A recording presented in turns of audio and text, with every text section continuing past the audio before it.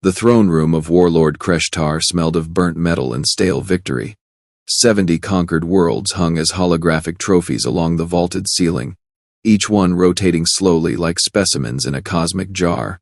The warlord himself sat sprawled across a seat carved from the hull of a defeated battlecruiser, one massive claw tapping an irritating rhythm against the armrest. Another delegation from Earth, his advisor Quilmex announced, mandibles clicking with barely concealed amusement. They request an audience. Kresh'tar's 4 eyes narrowed. Humans. Those soft, pink creatures who'd somehow stumbled into galactic politics 3 years ago with their outdated ships and laughable weaponry. The Galactic Council had granted them provisional membership out of what he assumed was pity, or perhaps comedy. Send them in, he rumbled. I could use entertainment before dinner. What walked through the doors made Kresh'tar sit up straighter despite himself. A human female, tall by their standards, with dark skin and eyes that assessed his throne room with the casual interest of someone browsing a market stall. She wore simple gray clothing, no armor, no weapons visible. Behind her walked a human child, maybe 10 years old by their reckoning, with messy brown hair and a backpack that looked comically oversized on his small frame. And beside the child trotted something that made every warrior in the room reach for their weapons. It was small, barely knee-high to the human woman, with black and white fur that bristled aggressively. Its face was flat, almost bear-like, with small dark eyes that radiated an unsettling intelligence. The creature moved with a rolling gait, staying close to the child's leg. Warlord Kresh'tar, the woman said, her voice steady and professional. I am Ambassador Keiko Tanaka from Earth. This is my nephew Marcus and his companion, Badger. Kresh'tar leaned forward, his bulk causing the throne to creak ominously. You bring a child and a pet to negotiate with the conqueror of 70 worlds? He let out a sound somewhere between a laugh and a growl. Humans truly are as foolish as the reports suggest. Keiko's expression didn't change. We're here to discuss the mining rights dispute on Theta 9. Your forces have been operating in sectors designated as neutral territory. Neutral territory, Kresh'tar repeated, drawing out the words mockingly. Territory exists in only 2 states, Ambassador. Conquered or soon to be conquered. Your Earth hasn't learned this yet, because you've been playing at politics for barely a blink of galactic time. Marcus, the child, had been looking around the throne room with wide eyes.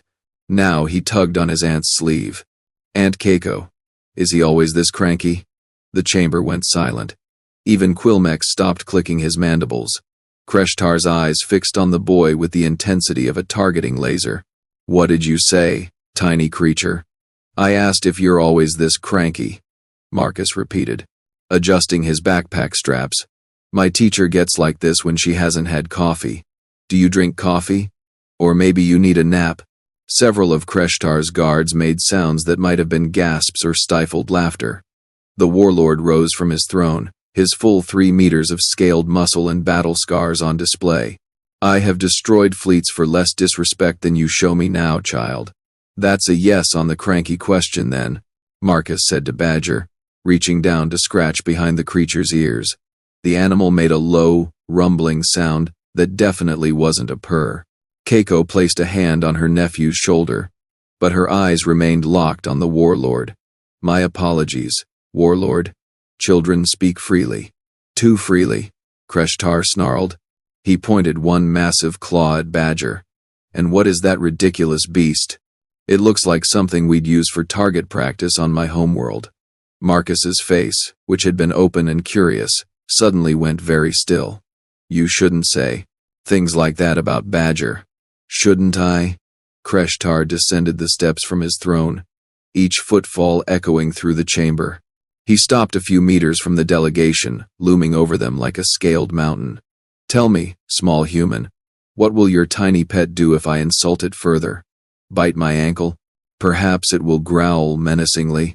The creature called Badger sat on its haunches, looking up at the warlord with those disturbingly intelligent eyes. It made no sound, showed no fear, just watched. He's a honey badger, Marcus said quietly. From Earth. A honey badger, Kresh'tar repeated, his voice dripping with contempt. He turned to address his court. The humans bring insects that harvest sweets to negotiate with warriors. This is the species that thinks it belongs among the stars. Quilmex clicked forward, his voice oily with false concern. Perhaps the creature is a diplomatic gift, my lord? Something for the exotic animal collection? I think not, Kresh'tar said, circling the small group slowly. I think this is simply proof of human ignorance. They don't understand power. They don't understand strength. They certainly don't understand that bringing a child and a rodent to my throne room is an insult I could answer with planetary bombardment. Keiko's hand tightened on Marcus's shoulder, but she kept her diplomatic mask in place. We came in good faith, Warlord. The mining dispute can be resolved peacefully. Peace? Kresh'tar spat the word like a curse. The luxury of the weak. He bent down, bringing his massive head level with Marcus. His breath, hot and smelling of some kind of fermented meat, washed over the boy. Tell me, child, are all humans as pathetically small as you? As weak as you appear? Marcus looked at his aunt, then back at the warlord. We're not weak. No? Kresh'tar's laugh was like rocks grinding together. You stand in my throne room, surrounded by warriors who could tear you apart in seconds, protected by nothing but diplomatic immunity that I could revoke with a word. And you bring this. He gestured dismissively at Badger. This tiny earth beast, as if it means something. As if it could protect you. The smile that spread across Marcus's face was small, but there was something in it that made several of the guards exchange glances. You should ask your throne about him. Silence crashed through the chamber like a physical force. Kresh'tar straightened slowly. What did you say? Your throne, Marcus repeated, his voice carrying a child's simple certainty. You should ask it about honey badgers. About what they can do. The warlord stared at the boy for a long moment, then threw back his head and laughed. It was a sound that had preceded the fall of governments and the burning of cities. You think my throne, the battle computer that has coordinated 70 planetary conquests, will tell me to fear your pet? I think, Marcus said carefully, that you don't know as much about Earth as you 12. Think you do. Kresh'tar's laughter cut off abruptly. He gestured to one of his technicians. Humor the child. Query the database about this honey badger. The technician, a spindly creature with too many fingers, scuttled to a console built into the wall. His digits danced across controls that glowed with bioluminescent light. After a moment, he stopped. His skin, which had been a healthy purple, turned a sickly gray. Well? Kresh'tar demanded. My lord, the technician's voice trembled. The database has extensive files on Earth species. This particular animal is flagged with a priority warning. A warning, Kresh'tar repeated flatly. Yes, my lord. Classification level, Omega 3. The same level as quarantine planets and sentient plague vectors. The throne room, which had been filled with the quiet confidence of predators, suddenly felt different. Colder. Somehow. Keiko's expression remained neutral, but something flickered in her eyes. Pride, maybe, or vindication. Kresh'tar moved back to his throne, but he didn't sit. Read the file. The technician's fingers trembled as he pulled up the data. Species name, Mellivora capensis. Common name, honey badger. Native to Earth, specifically African and Asian regions. Average length 0.9 meters, weight 14 kilograms. 14 kilograms, Kresh'tar said. And this is supposed to frighten me? My lord, please, there's more. The technician scrolled rapidly. Behavioral analysis indicates extreme aggression regardless of threat size. Known to attack creatures hundreds of times its own mass. Documented cases of confronting lions, buffalo, and even young elephants. Possesses remarkably thick skin that's resistant to most natural weapons, including, he paused, his skin going even grayer, resistant to projectile weapons up to medium caliber. Impossible, Quilmex hissed. A creature that small cannot. There's video evidence, the technician interrupted, which was itself remarkable, given the advisor's rank. Multiple instances.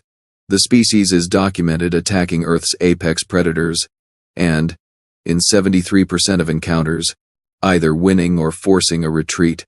Kresh'tar's claws dug into the armrest of his throne. What else? Immune to most earth toxins, including venoms that would kill creatures 50 times its size. Possesses bite force disproportionate to body mass. Documented intelligence suggesting problem-solving abilities and tool use. And, the technician's voice dropped to almost a whisper, there's a notation from the Galactic Biological Survey Team. Read it, Kresh'tar ordered. After 3 months of study, the survey team recommends immediate classification upgrade. This species demonstrates what can only be described as relentless determination. It cannot be intimidated. It cannot be deterred. When threatened or when its young are endangered, the honey badger will attack anything, regardless of size, strength, or odds of survival. Recommend extreme caution if encountered. Do not engage unless absolutely necessary. If engagement is unavoidable, lethal force from distance is advised. Marcus had been listening with the pleased expression of a child whose favorite movie was being praised. Badger, for his part, had started grooming one paw, utterly unconcerned with the growing tension in the room. Kresh'tar stared at the small black and white creature. This is a biological evaluation. Fear-mongering by scientists who've never seen real combat. There's more, my lord, the technician said. Cross-reference files from species who've encountered Earth fauna. The Velcor expedition encountered a honey badger during their survey mission 6 months ago. And? Kresh'tar's voice was dangerously quiet. 3 Velcor warriors died. 2 more were permanently maimed. The badger was protecting a den.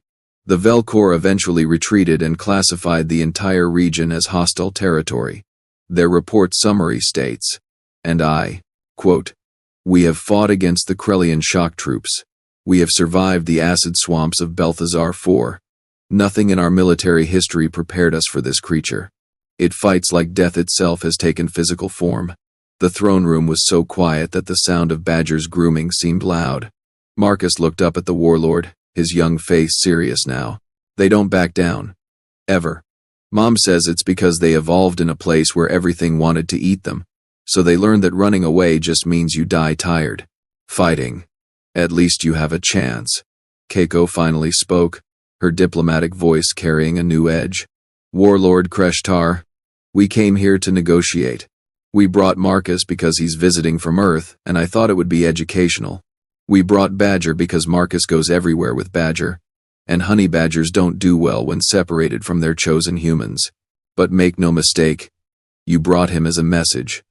Kresh'tar finished, his eyes never leaving the small animal. You wanted me to underestimate you, to insult this creature, to establish, in the clearest possible terms, that humans are not as weak as they appear. We prefer the term resilient, Keiko said. But yes, that was the general idea. Quilmex had retreated several steps, his mandibles clicking nervously. My lord, perhaps we should postpone this meeting. Have security escort them. You'll do nothing of the sort, Kresh'tar interrupted. He slowly lowered himself back onto his throne, but his posture had changed. More cautious, more calculating. Tell me, Ambassador, how many of these creatures does Earth have? Honey badgers? Several thousand in the wild, a few hundred in conservation programs. And you've domesticated them? Marcus laughed, a bright sound that seemed out of place in the grim throne room. You can't domesticate a honey badger. Badger tolerates me because I respect him. We're friends. Friends, Kresh'tar repeated, with a creature classified as Omega-3 threat level. He's only dangerous if you threaten him or me, Marcus said reasonably. Otherwise, he's pretty chill. He likes scrambled eggs and sleeping in sunbeams, just like any other pet. Any other pet doesn't make Velcor warriors flee in terror. Well, no, Marcus admitted. But that's what makes them cool. Kresh'tar leaned back in his throne, his 4 eyes studying the small delegation with new interest. You said I should ask my throne about him. You knew what the database would say. We did our homework, Keiko confirmed. Earth joined the Galactic Council 3 years ago. In that time, we've been dismissed as primitive, mocked as weak, and generally treated as an amusing curiosity. We've been patient because we understand we're newcomers. but patience shouldn't be mistaken for weakness. And bringing a child with a weaponized animal to a warlord's court is your way of making that point? We prefer to think of it as cultural exchange, Keiko said with the faintest hint of a smile. You learn about Earth biology. We learn about galactic political hierarchies. Everyone benefits. Except for the species that make the mistake of attacking the child, Kresh'tar observed. Except for them, Keiko agreed pleasantly. The warlord drummed his claws against the throne's armrest, creating a sound like distant thunder. The mining dispute on Theta 9. Present your terms. Equal access to the disputed sectors. Shared processing facilities. Profits split based on operational contribution, not military presence. That's less than half what I currently control. That's what fair negotiation looks like, Keiko countered.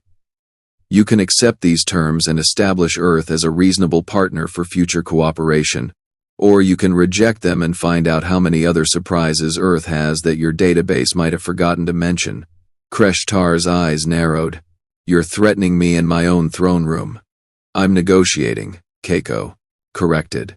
Threatening would be if Marcus asked Badger to demonstrate why Velcor warriors evacuated an entire survey region. As if on cue, Badger stopped grooming and looked up at the warlord. The animal's expression was completely neutral, but something in those dark eyes suggested a willingness to educate anyone who needed educating. One of the guards shifted nervously, his weapon making a soft click as he adjusted his grip. Badger's head swiveled toward the sound with the fluid precision of a targeting system locking on. Tell your guard to stop moving, Marcus said quietly. Badger thinks sudden movements near me might be threats. The guard froze completely, which was probably the smartest thing anyone in the throne room had done all day. Kresh'tar raised one massive hand, signaling his warriors to stand down. Your point is made, Ambassador. Earth may be young in galactic terms, but you clearly understand leverage. We understand survival, Keiko replied. It's something humans and honey badgers have in common. We're not the biggest, not the strongest, not the most technologically advanced, but we're still here, and we'll still be here long after bigger, stronger, more advanced species have learned not to underestimate us. The warlord studied them for a long moment, his expression unreadable behind scaled features and predator's eyes. Finally, he nodded. I will review your terms. Return to your ship. My response will be delivered by tomorrow. That's acceptable, Keiko said with a small bow. Marcus, say goodbye to Warlord Kresh'tar. Bye, Marcus said cheerfully. Sorry you're cranky. Maybe you really do need more coffee. Quilmex made a strangled sound. Kresh'tar, however, let out what might have been a laugh. Perhaps I do, young human. Perhaps I do. As the delegation turned to leave, Marcus paused and looked back. Hey, Warlord, can I ask you something? You've asked quite enough already, but proceed. Why do you have 70 worlds if it doesn't make you happy? You seem really angry about everything. The question hung in the air like smoke from a distant fire. The question seemed to catch Kresh'tar more off guard than any weapon ever had. His 4 eyes blinked in sequence, a gesture that among his species indicated genuine confusion. Happiness has nothing to do with conquest, child. Then why do it? Marcus asked, tilting his head in that way human children do when they genuinely want to understand something. Seems like a lot of work for something that doesn't make you happy. Keiko gently tugged her nephew's arm. Marcus, we should go. But Kresh'tar raised his hand again. No, let the child speak. I'm curious where this leads. Marcus adjusted his backpack, considering his words. My teacher says that people who are mean to others are usually sad about something. Are you sad, Warlord? The throne room had gone so quiet that the hum of the life support systems sounded loud. Several guards exchanged nervous glances, clearly expecting their leader to explode in rage. Instead, Kresh'tar laughed. Not the mocking sound from before, but something that carried genuine surprise. You're either incredibly brave or incredibly stupid, Marcus of Earth. Mom says I'm both, Marcus replied with a grin. But she says it's better than being boring. Your mother sounds like a wise woman. The warlord settled back into his throne, some of the aggressive posture bleeding away. To answer your question, no. I'm not sad. I'm simply doing what my species has always done. We conquer. It's our nature. Badger's nature is to fight everything, Marcus pointed out. But he doesn't fight me. He chose not to. Maybe you could choose not to conquer sometimes? Quilmex clicked his mandibles in what sounded like protest, but Kresh'tar silenced him with a look. The logic of a child. Refreshingly simple. Simple doesn't mean wrong, Marcus said. No, Kresh'tar admitted, a strange note entering his voice. It doesn't. He stood, descending the steps from his throne once more, but this time his approach held curiosity rather than menace. He stopped a respectful distance away, regarding Badger with what might have been newfound respect. This creature? He chose you? Kind of, Marcus said. I found him when my family was doing conservation work in South Africa. He was injured, caught in a trap meant for bigger animals. The rangers said he'd probably die, but I asked if I could try to help. Took 3 weeks before he'd let me near him without trying to bite. Another month before he trusted me enough to eat from my hand. You tamed him through patience. I didn't tame him, Marcus corrected firmly. You can't tame something that fierce. I just showed him I wasn't a threat, that I wanted to help. Eventually, he decided I was okay. When we left to go home, he followed us to the jeep and wouldn't leave. The rangers did all the paperwork, and now he goes everywhere with me. Kresh'tar looked at Badger with new eyes. A creature that fights everything chose to follow you. Why?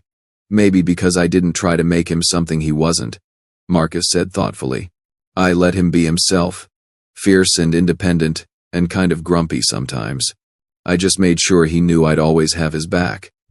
And in return, he has yours. Always, Marcus confirmed, reaching down to scratch Badger's head. The animal leaned into the touch, making that low, rumbling sound again. The warlord was silent for a long moment, his expression distant. When he spoke again, his voice carried a weight it hadn't before. 70 worlds, boy. 70 conquests. Do you know how many allies I have? Marcus shook his head. None. Not real ones. I have subordinates who fear me. Tributary species who pay for protection. Treaty partners who calculate whether opposing me is worth the cost. But allies? Friends who would stand beside me because they chose to? Kresh'tar's laugh was bitter. Your tiny earth beast has something I've spent 2 centuries of conquest failing to acquire. Keiko watched the exchange with the careful attention of a diplomat recognizing a crucial moment. It's not too late to change that, warlord, isn't it? Kresh'tar turned to face her fully. I've built an empire on fear and strength.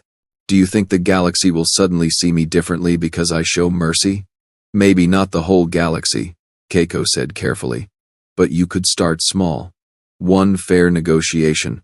One partnership built on mutual benefit rather than intimidation. See where it leads. The Theta 9 mining rights, Kresh'tar said, understanding dawning in his eyes. You're not just negotiating for resources. You're offering something else. A chance to be the warlord who learned a different way, Keiko confirmed. Earth's young. We need partners who understand the galaxy's complexities. We're not looking for protectors or rulers. We want allies. Real ones. Quilmex finally found his voice. My lord, this is a trap. Humans are manipulating you with sentiment and philosophy. Our strength has given me an empire I rule alone. Kresh'tar interrupted, his voice cutting. Look around this throne room, Quilmex. How many here would defend me if I had no power? How many would mourn if I fell tomorrow? The silence that followed was answer enough. Marcus raised his hand like he was in class. I have another question. Despite himself, Kresh'tar smiled.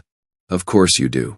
If you died tomorrow, what would you want people to remember about you?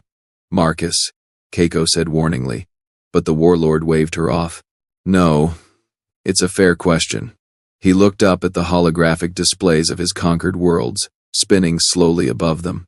I would want them to remember that I was powerful, that I was unconquerable, that I built something lasting. But not that you were kind? Marcus asked. Or fair? Or a good friend? Those aren't the qualities of conquerors. Maybe that's why conquerors are always alone, Marcus said simply. The words hung in the air like a verdict. Kresh'tar stared at the child for a long moment, then did something that made every being in the throne room tense with shock. He knelt, bringing himself down to Marcus's eye level. At this distance, the warlord's scars were visible, the evidence of hundreds of battles written across scaled skin. You're wiser than your years, Marcus of Earth. I just pay attention, Marcus replied. Mom says the best way to understand people is to ask them questions and actually listen to the answers. Your mother is very wise indeed. Kresh'tar reached out one massive claw, moving slowly, carefully. May I? Marcus looked at Badger, who watched the warlord with those unreadable dark eyes. After a moment, the honey badger made a soft, chuffing sound. Not aggressive, not approving, just acknowledging. He says it's okay, Marcus translated. But move slow. He still doesn't fully trust you. Smart creature. Kresh'tar murmured, extending his claw toward Badger. The animal sniffed the offered appendage, his small nose working rapidly. After what felt like an eternity, Badger took one step forward and bumped his head against the warlord's claw. Something changed in Kresh'tar's expression. Wonder, maybe, or the rediscovery of something long forgotten. He approved me. He decided you're not a threat, Marcus corrected. That's not the same as trusting you. Trust takes time. Another lesson. The warlord straightened, looking at Keiko. Your nephew is either the best diplomat humanity has, or the most dangerous weapon in your arsenal. Why not both? Keiko asked with a slight smile. Kresh'tar barked another laugh. Indeed. He strode back to his throne. But this time, he didn't sit. Instead, he stood beside it, one hand resting on the armrest. Ambassador Tanaka, I accept your terms for the Theta 9 mining rights. Equal access, shared facilities, profits distributed by operational contribution. Quilmex made a strangled sound. My lord, the council will see this as weakness. Then the council is welcome to challenge me directly, Kresh'tar said, his voice hard as iron. I've spent 2 centuries proving my strength through conquest. Perhaps it's time to prove my wisdom through something else. You won't regret this, Keiko said, her diplomatic composure cracking slightly to reveal genuine relief. Won't I? Kresh'tar's smile was wry. I suspect I'll regret it numerous times over the next few months, but your nephew asked what I want to be remembered for. I've decided I'm tired of being remembered as just another conqueror. There are millions of those in galactic history. How many warlords are remembered for choosing a different path? The successful ones get remembered forever, Keiko said. The failed ones become cautionary tales. But you strike me as someone who's beaten worse odds. You have no idea, Ambassador. Kresh'tar activated a console on his throne, his claws dancing across controls. I'm transmitting the revised treaty terms to your ship. My legal staff will coordinate with yours to formalize everything. This negotiation is concluded. Thank you, Warlord Kresh'tar, Keiko said formally, bowing. Earth looks forward to a productive partnership. As do I. He looked at Marcus. And you, young diplomat. Come back in 10 years. I want to see what kind of man you become. Will you still be cranky in 10 years? Marcus asked with a grin. Absolutely. But perhaps I'll be cranky while doing something more interesting than conquering my way through the galaxy. Kresh'tar paused. And Marcus, thank you. For what? For asking the right questions. Sometimes that's more powerful than any weapon. Marcus beamed. You're welcome. And hey, if you ever want to try that coffee thing, humans make really good coffee. We could send you some. I would like that, Kresh'tar said, and the words seemed to surprise him as much as anyone else. As the MOF delegation prepared to leave, Badger took one last look at the warlord, made that distinctive chuffing sound again, and then trotted after Marcus without a backward glance. His assessment was apparently complete. One more thing, Ambassador, Kresh'tar called out as they reached the door. You mentioned Earth has other surprises beyond honey badgers. I'm curious, but I suspect I'm better off not knowing. Keiko's smile was enigmatic. Let's just say that Badger isn't even in the top 10 most dangerous things that evolved on Earth. We have something called a mantis shrimp that punches with the force of a bullet, an octopus that can solve puzzles and squeeze through gaps the size of a coin. And don't even get me started on what happens when a human gets angry enough to stop caring about their own safety. Noted, Kresh'tar said dryly. I'll make sure the database is thoroughly updated before our next meeting. Probably wise, Keiko agreed. They were almost through the door when Marcus turned one last time. Bye, Warlord Kresh'tar. I hope you find some friends. The doors closed on the throne room, leaving Kresh'tar standing beside his seat of power, staring at where the strange delegation had been. Quilmex approached cautiously. My lord, the other warlords will hear of this. They'll see it as weakness. Then, let them come, Kresh'tar said absently, still looking at the door. I've beaten them in combat before. I can do it again if necessary. But that child and his creature have given me something to think about. What's that, my lord? That perhaps the strongest fortress isn't built from conquered worlds and fearful subjects. Perhaps it's built from chosen loyalty and earned trust. He finally looked at his advisor. How many of my warriors would fight for me if I had no authority over them, Quilmex? If I was just another soldier? The advisor's mandibles clicked nervously. I don't know, my lord. Neither do I. And that, I think, is something I need to change. He turned to address the entire throne room. The human delegation will leave this system under full protection. Any ship that threatens them answers to me personally. Understood? A chorus of acknowledgments echoed through the chamber. Good. Now leave me. I have thinking to do. As the throne room emptied, Kresh'tar settled into his seat, gazing up at the 70 holographic worlds that represented his legacy. So much conquest, so much blood, so much fear, and so very much loneliness. He thought of Marcus, a child barely tall enough to reach his waist, asking him about happiness. He thought of Badger, a creature that could have been crushed in seconds, but commanded respect through sheer refusal to be intimidated. He thought of Keiko's offer of alliance, real partnership instead of subjugation. For the first time in decades, Kresh'tar found himself contemplating a future that didn't involve expanding his empire. Instead, he imagined something far more radical. Something that terrified him more than any battle ever had. He imagined having friends. 6 months later, ships bearing Earth's flag began arriving at Theta 9, working alongside Kresh'tar's forces to extract and process the valuable minerals found there. The arrangement was tense at first, suspicion running deep on both sides, but slowly, carefully, something unprecedented began to happen. Humans and Kresh'tar's warriors started sharing techniques, exchanging cultural information, even socializing during off-duty hours. The human engineers impressed everyone with their creative problem-solving. Kresh'tar's people demonstrated processing methods that improved efficiency by 40%, and when pirates tried to raid the facility, thinking it would be divided and weak, they found themselves facing a united defense that sent them fleeing within minutes. The Galactic Council noticed. Other species noticed. Most importantly, the other warlords noticed. Some saw opportunity. Some saw threat. But all of them saw that the legendary Kresh'tar, conqueror of 70 worlds, was trying something none of them had dared. He was trying to build instead of destroy. And in a small apartment on Earth, Marcus sat doing homework with Badger sleeping at his feet. His tablet chirped with an incoming message. He opened it to find a video from Warlord Kresh'tar, the massive alien sitting in what appeared to be a less formal office than the throne room. Young Marcus, the warlord said, his voice carrying surprising warmth.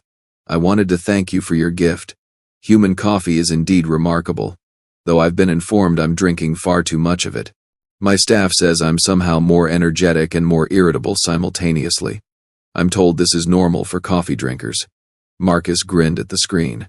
More importantly, Kresh'tar continued, I wanted you to know that the Theta 9 partnership is succeeding beyond expectations. You were right. Choosing a different path was possible. Difficult, often frustrating, but possible. I still have my throne and my empire, but I'm learning to use them differently. The warlord paused, seeming to struggle with his next words. You asked me what I wanted to be remembered for. I've been thinking about that question every day since you left. I believe I have an answer now. I want to be remembered as the warlord who proved that strength and wisdom aren't opposites. That the most powerful choice is sometimes choosing not to use your power. Also, and here Kresh'tar's expression turned wry, I wanted you to know that Badger has become something of a legend among my warriors. Several have asked if Earth has more creatures like him. I've informed them that Earth apparently specializes in beings that are far more dangerous than they appear, much like Earth itself. Marcus laughed, reaching down to scratch Badger's ears. The honey badger made a contented sound without waking up. Stay curious, young diplomat, Kresh'tar finished. Keep asking your questions. Keep making people think about things they've long taken for granted. The galaxy needs more beings like you. And tell your fierce companion that he has my respect. From one warrior to another. The message ended, and Marcus sat back, feeling oddly proud. He'd just been himself, asked the questions that seemed obvious to him, and somehow helped change a warlord's entire perspective. His aunt, Keiko, appeared in the doorway. Was that from our friend the warlord? Yeah, he likes the coffee. Of course he does. Humans and coffee are one of the great galactic partnerships. She smiled. You did good work up there, Marcus. Real diplomatic work. I just talked to him like a person, Marcus said. That's not special. It's more special than you think. Most diplomats forget that aliens are people too, just different kinds of people. You never forgot that. She ruffled his hair. Your mom would be proud. She still thinks I'm weird for having a honey badger as a best friend. You are weird. But weird isn't bad. Weird is how things change. Weird is how bridges get built between species that thought they had nothing in common. Marcus looked down at Badger, still sleeping peacefully. He's not that weird. He's just himself. Exactly, Keiko said. And that's the most powerful thing anyone can be. In his throne room, light years away, Kresh'tar looked at the holographic displays of his empire, and for the first time in decades, smiled. Not the smile of a conqueror surveying his domain, but the smile of someone who discovered that there was more to existence than power and fear. He had a lot to learn about being an ally instead of a conqueror, about building relationships instead of forcing submission, about earning loyalty instead of demanding it. But he'd been taught by a child and a honey badger that fierce independence and genuine connection weren't opposites. That strength came in many forms. And that sometimes the bravest thing a warrior could do was admit that fighting wasn't always the answer.